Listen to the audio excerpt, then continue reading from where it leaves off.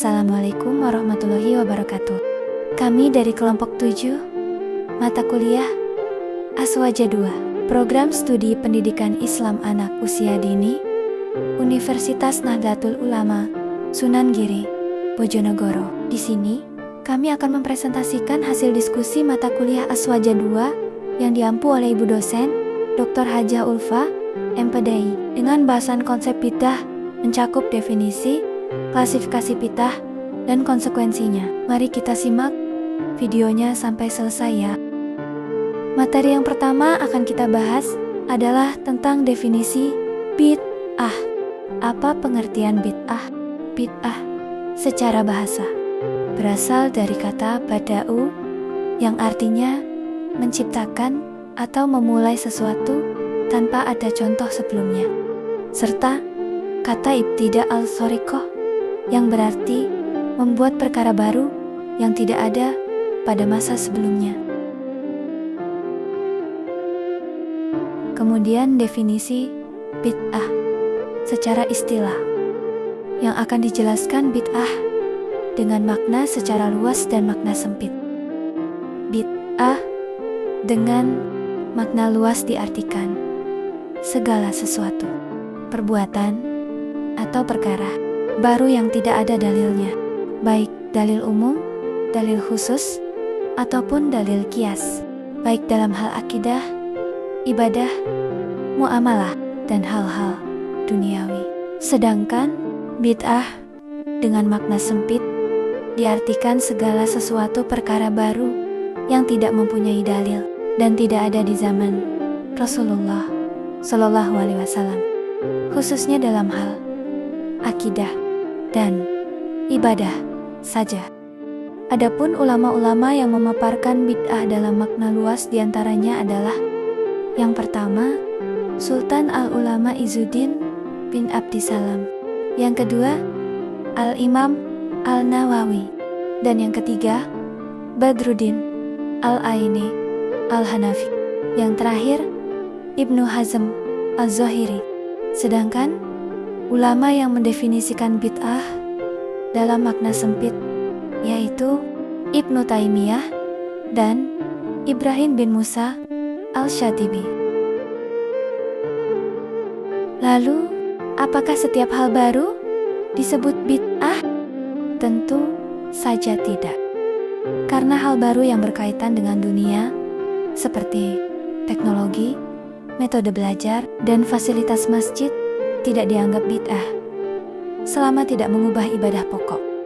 Nah, dalam kehidupan sehari-hari bid'ah banyak ditemukan dalam kehidupan manusia. Hal ini dikarenakan adanya perkembangan zaman, letak geografis, adat dan budaya yang berbeda dengan keadaan di masa Rasulullah Shallallahu Alaihi Wasallam.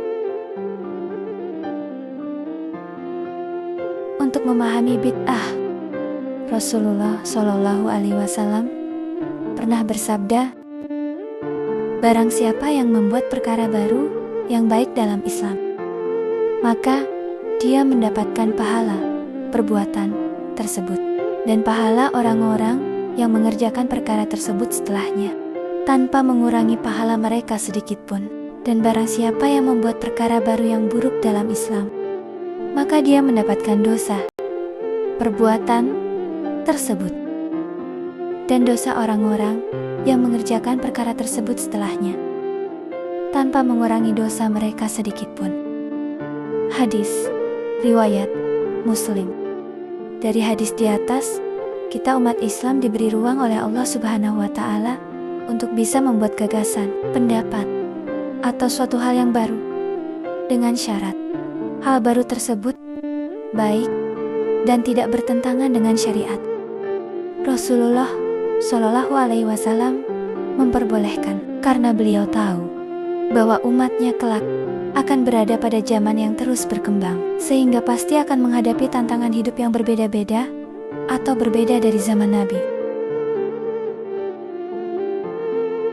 Materi selanjutnya adalah klasifikasi bid'ah. Menurut para ulama, secara umum bid'ah dibagi menjadi dua, yaitu bid'ah hasanah dan bid'ah mazmumah.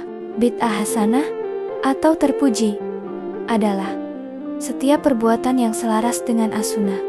Sedangkan bid'ah mazmumah atau tercela adalah setiap perbuatan yang bertentangan dengan as-sunnah.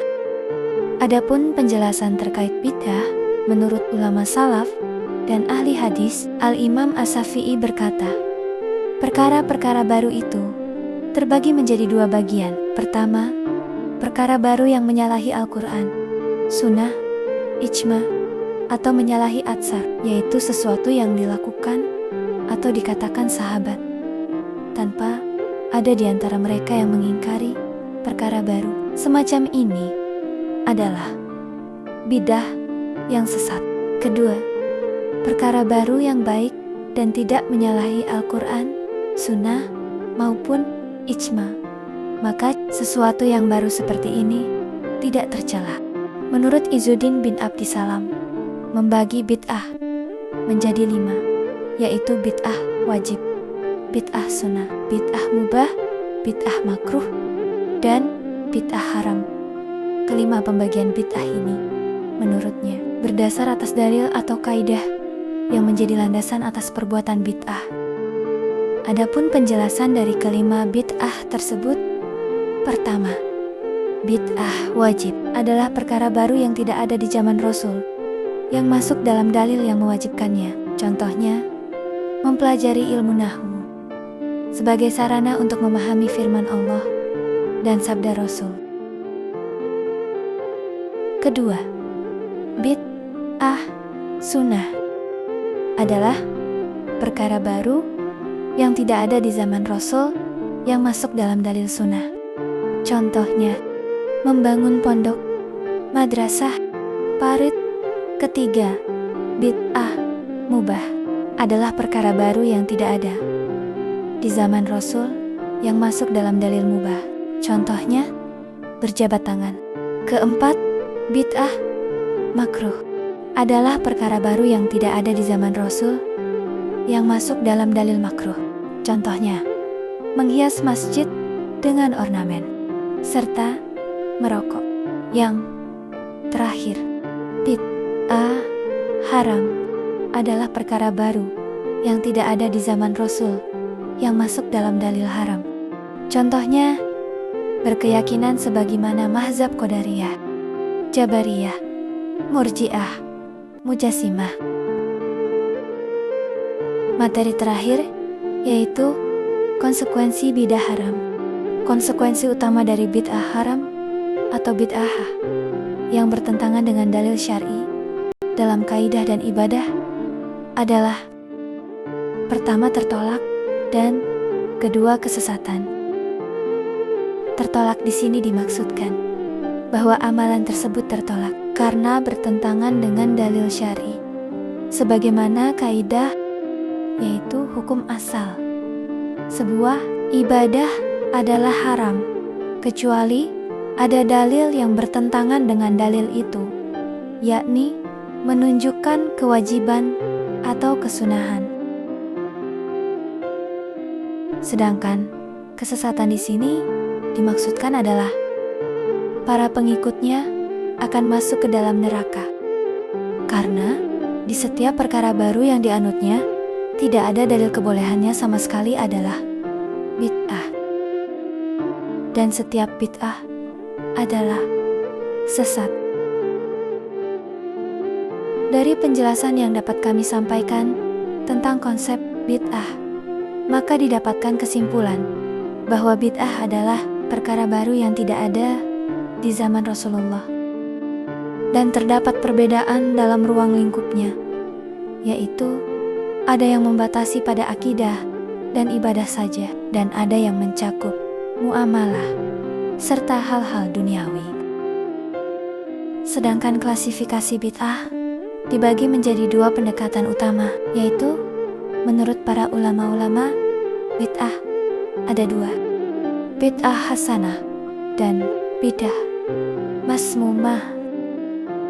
Menurut Izzuddin bin Abdissalam, membagi bid'ah menjadi 5, yaitu bid'ah wajib, bid'ah sunnah, bid'ah mubah, bid'ah makruh, dan bid'ah haram.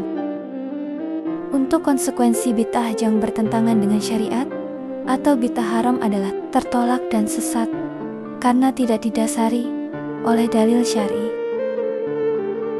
Demikian yang dapat kami sampaikan dari materi Aswaja 2 tentang konsep bid'ah. Sekian dan terima kasih. Wassalamualaikum warahmatullahi wabarakatuh.